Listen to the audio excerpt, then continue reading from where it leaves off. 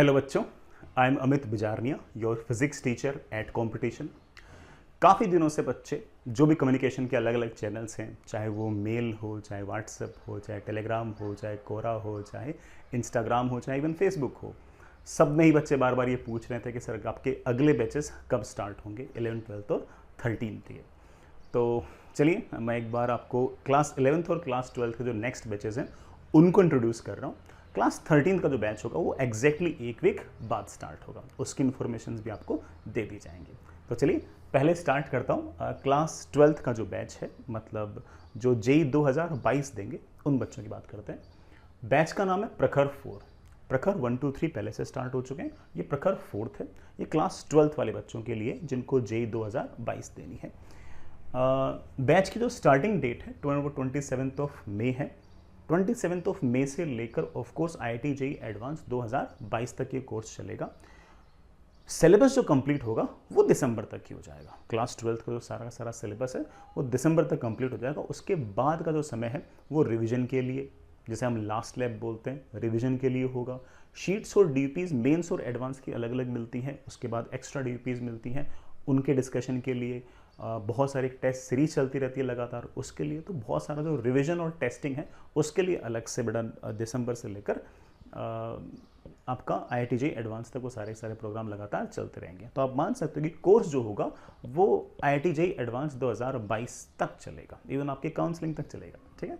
और हाँ, सिलेबस तो ऑफकोर्स बड़ा पहले ही कंप्लीट करना पड़ता है, क्योंकि एग्जाम तो जनवरी में या फेब में जाते हैं, तो कोर्स तो थोड़ा जल्दी कंप्लीट करना पड़ता ही है। लेक्चर्स की अगर बात करें तो इसके अंदर क्लास 12th के लेक्चर्स होंगे, ठीक है। इसमें क्लास 11th के लेक्चर्स नहीं होंगे, स्पेसिफिकली क्लास 12th वाले बच्चों के लिए है। 4 की फ्रीक्वेंसी आप मान के चल सकते हो कि दिन में वीक में 4 दिन क्लासेस होंगी। ऑब्वियस बात है बेटा, आपको IIT JEE एडवांस का एग्जाम देना है, JEE मेन का एग्जाम देना है, बिट सेट का एग्जाम देना है, KPI का एग्जाम देना है, इवन ओलंपियाड का एग्जाम देना है, तो उसमें सिर्फ और सिर्फ क्लास 12th के सवाल तो नहीं पूछेंगे, क्लास 11th के पूछेंगे। तो हमारे जितने भी टेस्ट होंगे उनमें क्लास 11th के टॉपिक्स इंक्लूड रहेंगे। आपको पहले से बता दिया जाएगा कि ये क्लास 11th के टॉपिक्स हैं, ये आपसे 3 वीक बाद टेस्ट के अंदर पूछे जाएंगे।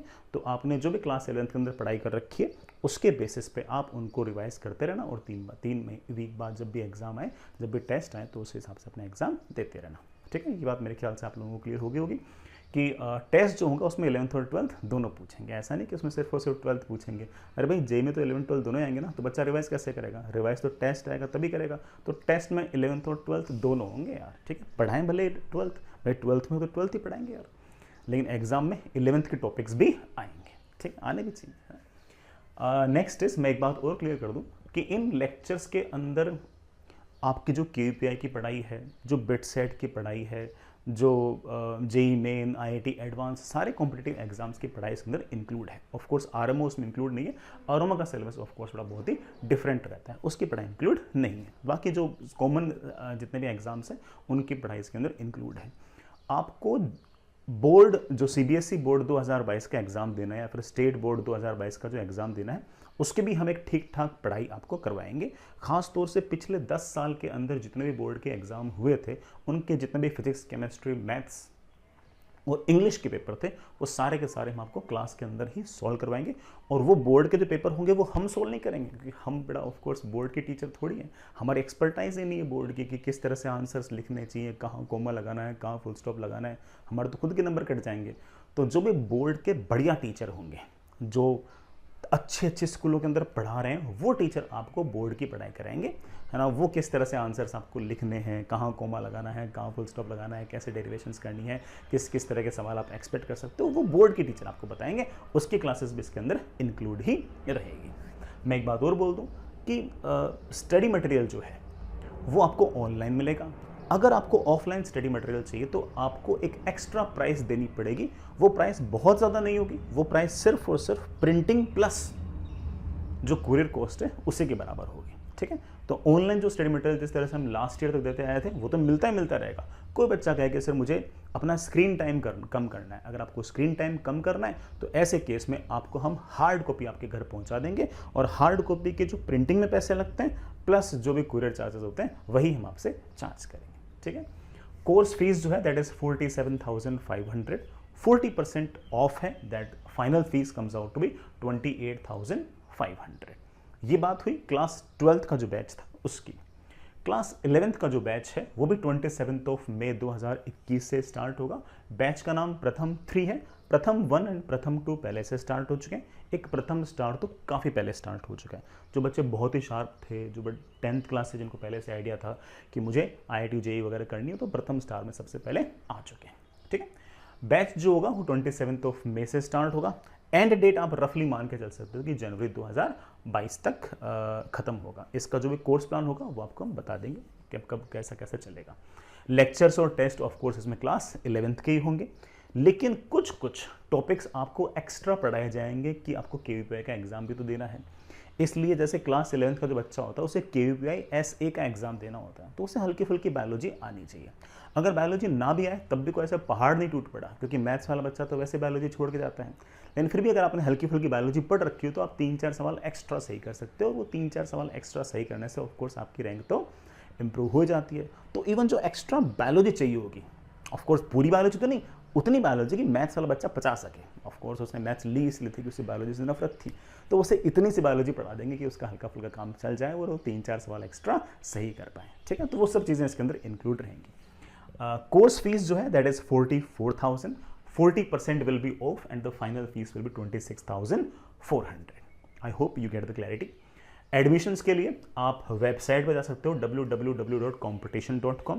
कंपटीशन की स्पेलिंग चेक करना, हमारी खुद की स्पेलिंग है। ठीक है, और यहाँ पर आपको ना एक सेक्शन दिख जाएगा बैचेज और क्लासेस का, उसके अंदर सबसे ऊपर आपको प्रखर और प्रथम 3 दिख जाएंगे। उसमें अगर आप क्लिक करोगे तो आप डायरेक्ट एडमिशन कर सकते हो। इसी तरह से गूगल प्ले स्टोर पर ऐप है कंपटीशन के नाम से, उसमें भी अगेन बेटा एग्जैक्टली एक सेक्शन बनाया हुआ लेफ्ट के अंदर बैचेज या फिर क्लासेस के नाम से। और अगेन उसमें अगर आप क्लिक करोगे तो ऊपर आपको 2 ऑप्शन दिख जाएंगे, प्रखर 4 एंड प्रथम 3 का। जैसे आप उस पर क्लिक करोगे वैसे आप एडमिशन की प्रोसेस स्टार्ट कर सकते हो। फिर भी आपको कोई कन्फ्यूजन हो, आपको लगता है कि आपको किससे बात करनी है, तो आप ये 2 सपोर्ट के नंबर हैं, इन पर कॉल कर सकते हो। फ़ोन नंबर है 7410900908 एंड 7410900901। ये 2 नंबर, इन पर आप कॉल कर सकते हो। अगर आप मेरी तरह कॉल शाई हो, कॉल करना अच्छा नहीं लगता है, तो ऐसे केस में आप मेल कर सकते हो support@competition.com पर। जब भी टाइम मिलेगा आपको रिप्लाई कर दिया जाएगा। आई होप तुम इस बात को समझ गए होंगे। मैं एक बात और कहूँगा कि काफ़ी सारे बच्चों को ये भी लग रहा होगा कि सर मुझे बैच में एडमिशन लेना चाहिए या नहीं लेना चाहिए, ये मैं कैसे डिसाइड करूँ। देखो भाई, अगर आपने पहले से किसी ऑफलाइन कोचिंग के अंदर एडमिशन ले रखा है तो भी ऑनलाइन पढ़ाए रहोगे, जैसा ही पढ़ा रहे होंगे आप वहीं पर पढ़ते रहें, कोई दिक्कत नहीं। आपने पहले से किसी ऑनलाइन कोचिंग में एडमिशन ले रखा है, आप वहाँ पर पढ़ रहे हो, पढ़ते रहिए। वहाँ पर आपको कभी कोई दिक्कत हो तो आप हमारे यूट्यूब चैनल से अगर पढ़ना चाहें पढ़ सकते हैं, किसी प्रकार की कोई दिक्कत नहीं है। हमने सारी सीक्वेंस वगैरह बड़े तरीके से आपको बता रखी है। इवन अगर आप टेलीग्राम वगैरह पर डाउट वगैरह पूछते हो तो हम भी कोशिश करते हैं कि वो भी हम बताएं। ठीक है, लेकिन अगर कोई बच्चा कहे कि सर मुझे तो है ना यूट्यूब से पढ़ने की कोशिश करता हूँ, मैं सेल्फ स्टडी करने की कोशिश करता हूँ, लेकिन सिस्टमेटिक तरीके से नहीं पढ़ सकता, मुझे इस तरह का एक वन स्टॉप सॉल्यूशन चाहिए जिसके अंदर एक ही जगह से लेक्चर हो, उन्हीं लेक्चर्स के कोहेरेंट, उन्हीं लेक्चर्स के जैसा सा होमवर्क हो, उसी होमवर्क के कॉरस्पॉन्डिंग, उसी होमवर्क के कोहेरेंस में टेस्ट एग्जाम्स हो, और ये सारा का सारा सीक्वेंस एक दूसरे के रेजोनेंस के अंदर हो, एक दूसरे के हिसाब से हो। तो उस बच्चे के लिए ये वन स्टॉप सॉल्यूशन है कि आप बैच में एनरोल करें। फिर क्या होगा कि उस बैच के अंदर आपको एक तरह की स्पेसिफिक थ्योरी बताई जाएगी, उसी थ्योरी के हिसाब से होमवर्क दिया जाएगा, उसी होमवर्क से जो आप कॉन्सेप्ट डेवलप करोगे उसी कॉन्सेप्ट के बेसिस पर आपसे टेस्ट लिए जाएंगे। उन्हीं टेस्ट के एनालाइज करने पर आपको आइडिया लग जाएगा कि हाँ भाई पिछले 3 वीक में मैंने कितना सीखा, क्या किया, क्या नहीं किया, मुझे एक्स्ट्रा क्या करना चाहिए, है कि नहीं। और उसके बाद अगेन हर एग्जाम में आप अच्छा तो नहीं कर पाओगे, कभी कभी बुरा करोगे, तो एनालाइज करने के बाद आपको आइडिया लग जाएगा कि यार मुझे थोड़ा सा और बेटर करना चाहिए था। अगली बार फिर से अगले 3 वीक के अंदर जब भी अगेन इसी प्रोसेस को तुम वापस से रिपीट करोगे, तुम फिर से पढ़ोगे, उस पढ़ाई के बेसिस पे होमवर्क करोगे, उस होमवर्क के बेसिस पर आपने जो कुछ ग्रो किया है, आपने जो कुछ सीखा है, उसको आप एग्जाम में अप्लाई करने की कोशिश करोगे, तो पूरा का पूरा ये स्टेप बाय स्टेप आपके कॉन्सेप्ट की बिल्डिंग लगातार धीरे धीरे होती जाएगी। तो जिस बच्चे को इस तरह का वन स्टॉप सॉल्यूशन चाहिए कि सर मुझे चिंता नहीं करनी है, मुझे तो सिर्फ उसे एक वन स्टॉप सॉल्यूशन मिल जाए कि एक ही जगह से लेक्चर, एक ही जगह से होमवर्क, एक ही जगह से टेस्टिंग, सब कुछ एक दूसरे के कोहेरेंट हो, इस तरह का सिस्टम चाहिए जिसमें मुझे कुछ ना सोचना पड़े, मुझे तो सिर्फ और सिर्फ पढ़ना पड़े, मुझे दिमाग ना लगाना पड़े। क्या पढ़ूँ, कैसे पढ़ूँ, कौन सा मटेरियल करूँ ना करूँ, वो टीचर जाने। वही डाउट बताए, वही बताए कि क्या पढ़ना है, क्या नहीं पढ़ना है, कितना होमवर्क करना है, कब टेस्ट है, वो जाने। मेरा काम तो सिर्फ और सिर्फ पढ़ना हो। तो उस केस में आप इन बैचेस को ज्वाइन कर सकते हो। और आपको लगता है कि नहीं सर मैं तो खुद बड़े आराम से इन सब चीज़ों को निपटा लूँगा, कोई दिक्कत नहीं है, बिल्कुल कर सकते हो, कोई इशू नहीं है। बट फिर भी है ना, साल 2 साल के अंदर ये जो साल 2 साल होते हैं काफ़ी इंपॉर्टेंट तो होते ही हैं। इसमें हमेशा हमें थोड़ा अपने ऑन द टोज रहना चाहिए, थोड़ा शार्प रहना चाहिए, अपने टाइम को बेटर तरीके से यूटिलाइज करना चाहिए। आप अपना समय सिर्फ और सिर्फ पढ़ाने पर लगाएं। बाकी सारे के सारे जो टेंशन है कि होमवर्क कैसे करना है, कितना करना है, कब करना है, टेस्ट में क्या आएगा, टेस्ट कब कौन सा देना है, ये सारे के सारे काम आप ऑफकोर्स कोचिंग पर छोड़ दीजिए। जैसे कभी भी किसी भी बच्चे से पूछो कि उसके सक्सेस के पीछे क्या कारण था, तो वो ऑब्वियस बात है ये जवाब देता है कि 90% तो बच्चे का रोल है, वो 10% कोचिंग का रोल है। तो वो जो 10% कोचिंग का रोल है वो एग्जैक्टली यही तो है, पढ़ाना, होमवर्क देना और टेस्ट लेना। ये पूरा का पूरा एक प्रोसेस है।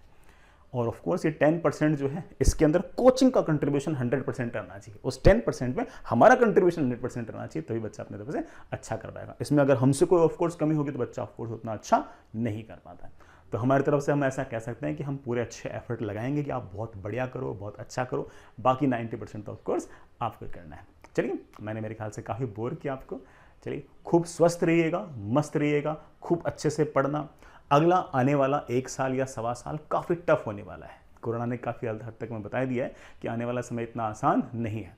बट समय जितना टफ होगा हम भी उतने टफ होंगे, ठीक है। तो ये जो समय आ रहा है ये ऑफ कोर्स बड़ा कुछ चैलेंजेस लेके आएगा, और ये चैलेंजेस जो है ये हमें अच्छा इंसान बनाएगा, बेटर इंसान बनाएगा और फूडू इंसान बनाएगा। तो लगे रहिए, स्वस्थ रहिए, अपने घर परिवार में सबके स्वास्थ्य का ध्यान रखिएगा, अपने स्वास्थ्य का ध्यान रखिएगा, काम रहें, पेशेंट रखें, पेशेंस रखें, पेशेंट ना बने, ठीक है।